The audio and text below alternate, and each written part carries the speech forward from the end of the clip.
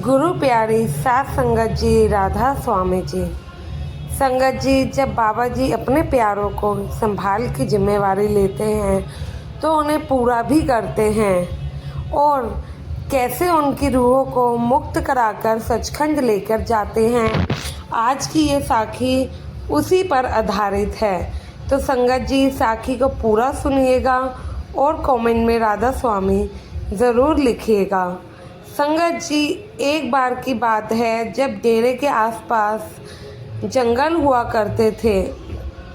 एक दिन बाबा जी अपने सेवादार से जंगल में चलने को कहते हैं। सेवादार बाबा जी के हुक्म मानकर हामी भर देता है और कहता है कि ठीक है बाबा जी, मैं जंगल जाने के लिए गाड़ी तैयार करवाता हूँ और साथ में सिक्योरिटी को भी ले लेते हैं। लेकिन बाबा जी कहते हैं नहीं, रहने दो, हम पैदल ही चलेंगे, सिक्योरिटी की भी कोई ही ज़रूरत नहीं है, तुम बस अपने साथ में नमक, सफ़ेद कपड़ा और एक पैकेट प्रसाद कर ले लेना। संगत जी, उस समय डेरे में मीठी फुलियों का प्रसाद मिला करता था। सेवादार ने सारा सामान एकत्रित कर लिया और बाबा जी के साथ जंगल में चल दिए। जंगल में थोड़ी सी दूर जाते ही वह क्या देखते हैं कि एक बड़ा सा काला सांप फन फैलाकर उनके आगे आ जाता है। यह देखकर सेवादार बहुत डर जाता है और बाबा जी से कहता है चलो हम वापस चलते हैं, आगे और भी जंगली जानवर हो सकते हैं। लेकिन बाबा जी उनसे समझाते हैं तुम डरो मत, ये कुछ नहीं करेगा, यह तो मेरा बहुत ही अच्छा दोस्त है। ये सुनकर बाबा जी सांप के पास चले जाते हैं और उसको प्रसाद के 2 दाने खिलाते हैं। जैसे ही बाबा जी सांप के पास जाते हैं तो सांप बाबा जी के पैरों में लिपट जाता है। बाबा जी उसे प्रसाद खिला के उसके सर पर हाथ फेरते हैं तो वह सांप अपने प्राण त्याग देता है। तब सेवादार से बाबा जी कहते हैं कि साइड में यहाँ पर एक गड्ढा कर दो। जब तक सेवादार साइड में मिट्टी से गड्ढा खोदता है तब तक बाबा जी सांप पर नमक डालकर और उसे सफ़ेद कपड़े में लपेटकर उसे उस गड्ढे में डाल देते हैं। उस गड्ढे को बाबा जी सेवादार से मिट्टी से ढकने के लिए कहते हैं।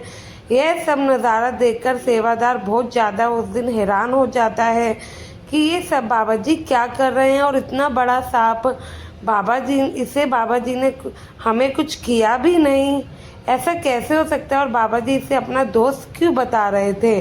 ये काफ़ी सवाल उसके मन में चलते हैं। तो संगत जी, हमारे सदगुरु तो सब जान हैं। वह बाबा जी सेवादार के मन की बात जान जाते हैं और उसे बताते हैं कि जब हम लोग कॉलेज में पढ़ाई करते थे तब ये मेरा बहुत अच्छा दोस्त हुआ करता था और मेरी हर एक बात मानता था। बस वह मेरी एक ही बात नहीं सुनता था। मैं इससे कहता था कि मालिक की भजन बंदगी कर लिया कर, लेकिन ये कहता था कि हर काम की उम्र होती है और यह उम्र थोड़ी ना है भजन सिमरन करने की। जब मैं बूढ़ा हो जाऊंगा तब मालिक की भक्ति किया करूंगा।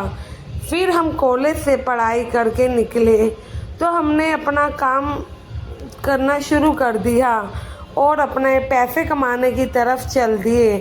फिर ये मुझे कभी कभी मिला करता था, तब भी मैं इसे समझाया करता था कि भाई अब तो मालिक के लिए समय निकाल, लेकिन तब भी उसे पैसे कमाने का इतना जुनून था कि वह मेरी बात नहीं मानता था। जब भी वो मुझे मिलता मैं उसे यही कहता कि भाई मालिक की भजन बंदगी कर लिया कर, उनके लिए टाइम निकाल लिया कर। लेकिन ये अपने कारोबार में इतना मशहूर था कि इसे कुछ नहीं समझ आता था।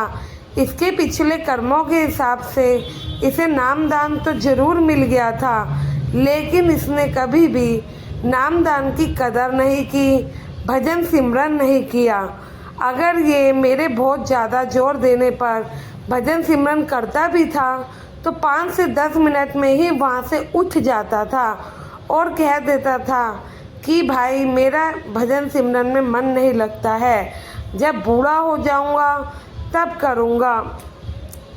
ऐसे ही करते करते इसने अपना पूरा जीवन दुनियावी रिश्तों में निकाल दिया और दुनियावी मुँह माया में ख़त्म कर दिया। एक दिन मेरे पास खबर आती है कि इसका एक्सीडेंट हो गया है और इसकी उसी समय मृत्यु हो गई है, क्योंकि इसका मोह पैसों में बहुत ही ज़्यादा था। तो इसे अगली जूनी जो कि है सांप की मिल जाती है। सांप की जूनी में जैसे आने के बाद ये मुझे डेली पुकारा करता था और विनती किया करता था कि मैं इसे इस जूनी से मुक्त कर दूं और ये इसे दूसरी जूनी में डाल दूं, ताकि ये अगली जूनी में जाने के बाद भजन सिमरन जरूर करेगा।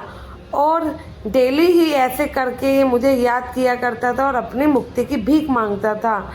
इसलिए मुझे आज इसे मुक्ति देने आना ही पड़ा। तो संगत जी, आप लोग अगर सोचते हैं कि आपने नामदान ले लिया है और बाबा जी भी आपको सचखंड ले जाएंगे, आपको मुक्ति मिल जाएगी, तो ये साखी से तो आपको पता लग गया होगा। ऐसा बिल्कुल नहीं है। सिर्फ नाम लेने से मतलब नहीं होता है, उसका आपने कितना सिमरन किया है। बाबा जी क्या कहते हैं, अगर आपका भजन सिमरन में मन लगे या ना लगे, आपको कुछ दिखाई दे या न दे, आपको उनके हुक्म में रहना है, भजन सिमरन करना है। अगर आप भी उस भाई की तरह इस 84 के चक्रों में नहीं फंसे रहना चाहते हैं, तो भजन सिमरन के नाम को जपा भी करें।